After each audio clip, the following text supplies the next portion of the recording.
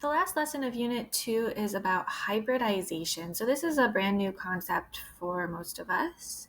We're going to be using the concepts we just learned with Lewis structures and Vesper models to discuss the hybridization of the bonds. So the trouble with Vesper is that often the predicted bond angle is wrong. We see that the bonds are not, in Vesper, they may not be all identical, but in reality they are, for example. And so the solution that they came up with is something called hybrid orbitals, or hybridization. So basically, the idea behind this is that when an electron is promoted to a higher energy level, the s and p orbitals kind of morph into this hybrid orbital. And so it creates identical orbitals rather than one s and three p's. It creates four identical orbitals. So hybridization is when we mix our normal atomic orbitals s and p to form special orbitals that are just used for bonding. So, for example, if we have a tetrahedral shape in our molecule, it means that those s and p orbitals have hybridized to become sp3 hybrid orbitals, which is the mixture of one s and three p orbitals that have combined. And so they create these four identical orbitals that take this tetrahedral shape, where the distance between each one is 109.5 degrees. Another type of hybridization is Sp2. So in Sp3, our S and three p's combined together. There's one s orbital and three p's in every energy level. In Sp2, we're only combining with two of the p orbitals. And so there will be a leftover p orbital on the central atom that can do other things. So when we overlap hybrid orbitals like Sp3 or Sp2, when those overlap with the hybrid orbitals of another atom, we form what we call sigma bonds. These are represented in our Lewis structures by a single bond.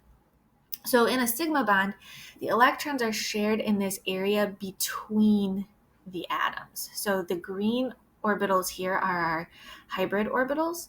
And so those electrons, when these overlap, those electrons are shared between the atoms, and that is called a sigma bond. In Sp2, because we have this leftover p orbital that is not part of the hybrid orbitals, those p orbitals can interact with p orbitals on a neighboring atom as well. And so if we have this sigma bond created by overlapping our hybrid orbitals, we can also overlap these leftover p orbitals above and below the sigma bond.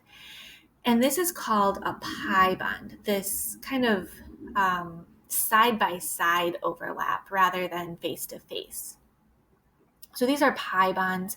You think p orbitals overlapping make a pi bond, and single bonds are created by a sigma bond. So the pi bonds are what we would see in a Lewis structure. They'd be represented as a double or even a triple bond, which we'll get to. So again, the sigma bonds are overlapping hybrid orbitals that are pointed towards one another. So in this diagram down here, those are again the green orbitals. The pi bonds have parallel orbitals, and so they're overlapping side by side. If we have a double bond, there will always be one sigma bond and one pi bond. So when we see a structure that has a double bond in it, we know one of those is sigma and the other must be pi. So in order for us to have a molecule with three electron regions around the central atom, we must have Sp2 hybridization. So if we want trigonal planar, we have to have Sp2 hybrid orbitals. The third type of hybridization is Sp hybridization. This is when one s orbital and one p orbital combine to form a hybrid orbital, but then those two extra p orbitals are left unhybridized. So if there's ever a molecule where there's two electron regions around the atom, it's going to require sp hybridization.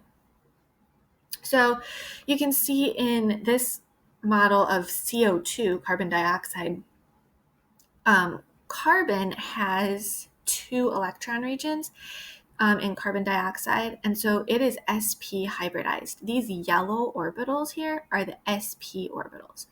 The blue ones are those extra p orbitals that were not hybridized.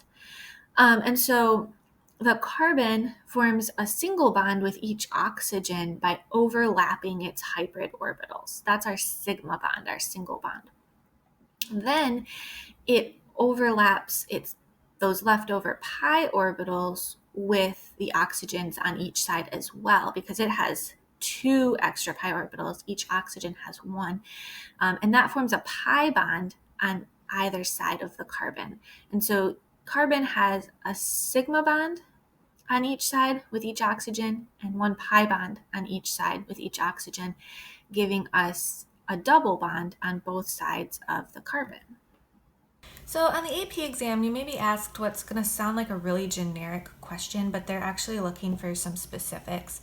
So we're going to do a couple examples like that. So the first one says, describe the bonding in an ammonia molecule. Ammonia is NH3. The first thing you're going to want to do in a question like this is draw the Lewis structure of the molecule in question. And so now you're going to count up the electron regions around the central atom. So we see in this case around nitrogen there are 1, 2, 3, 4. So we would say the 4 electron regions around the nitrogen require a tetrahedral shape. So since there's 4 electron regions, nitrogen is sp3 hybridized. It forms sigma bonds with the 3 hydrogens by overlapping its sp3 orbitals with hydrogen's s orbital. And then a lone pair occupies the 4th sp3 orbital on nitrogen. So basically what we do here is first we draw our Lewis structure. We say how many electron regions are around the central atom and what shape those electron regions have. Then we say what hybridization that central atom is based on how many electron regions it has. And then we describe the bonds, so whether they are sigma or pi bonds, what is overlapping to form each of those types of bonds. So the sp3 orbitals of the nitrogen overlap with the s orbital of the hydrogen. And then if there are any lone pairs, we want to say where those lone pairs are located. So we're going to do another similar example with N2 this time to describe the bonding in the N2 molecule. So the first step is, again, to draw the Lewis structure for that molecule. And then we say how many electron regions are around the atom. There's no central atom in this case, but both of the nitrogens are in an identical situation. So each nitrogen has 2 electron regions in this case, because we have a lone pair and then a bonding center. And that causes it to have a linear shape. So nitrogen, both nitrogens, are sp hybridized because they only have 2 electron regions. So they're going to form a sigma bond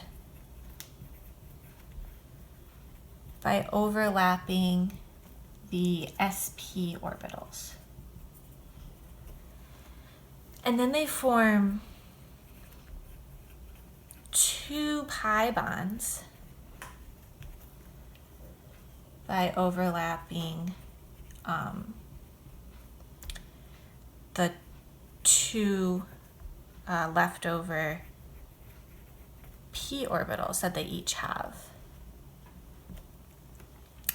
And then finally, the remaining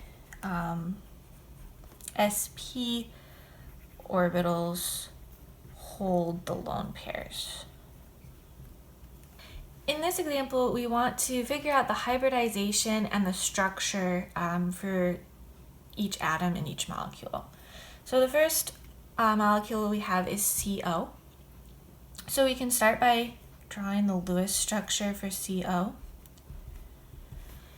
And to determine the hybridization of each atom, we look at how many electron regions each atom has. So carbon has 2 electron regions, one where the bonds are and one where the lone pair is. And oxygen also has 2. So carbon is sp and oxygen is also sp. And since they are both sp hybrid orbitals, there's only 2 electron regions around each one. There's only one bonding location. This is going to be a linear molecule. For Bf4-, again, we start by drawing our Lewis structure.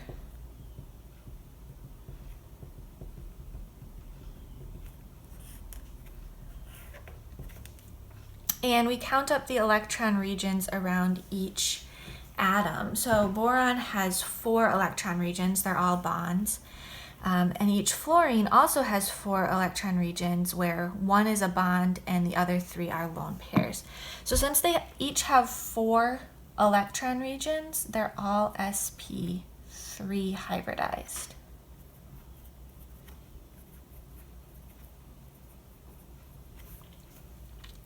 And each one is going to be a tetrahedral shape because they all have the same hybridization. For CCl4, again, we begin with drawing the Lewis structure. And we count up the number of electron regions. So carbon has 4 electron regions and each chlorine has 4 electron regions. Carbons are all bonds, but the chlorines have 1 electron region that's a bond and the other 3 are lone pairs. So all of them are sp3 again, and so they're going to have, those electron regions are going to have a tetrahedral geometry.